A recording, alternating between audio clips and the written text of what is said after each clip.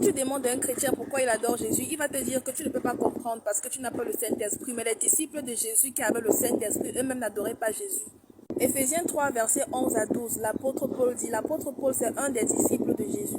Par Jésus, nous avons la possibilité de nous approcher de Dieu. C'est pour cette raison que je m'agenouille devant le Père. C'est l'apôtre Paul qui dit ça. Dans ce passage, il dit tout simplement que par la croyance des enseignements de Jésus, il a pu arriver à qui?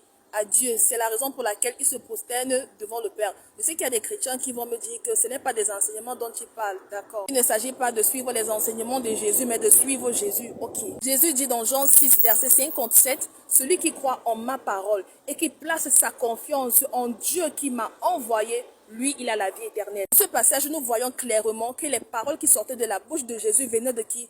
De Dieu qui l'a envoyé. Comprenons ici que l'apôtre Paul n'a pas menti, que si tu veux arriver à Dieu, tu dois suivre les enseignements de qui?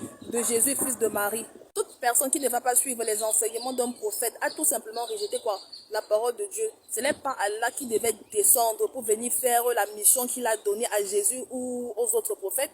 Est-ce que sa majesté peut se déplacer? Dieu se déplace. On ne déplace pas sa majesté. Est-ce que sa majesté se déplace? Ah, vous aussi.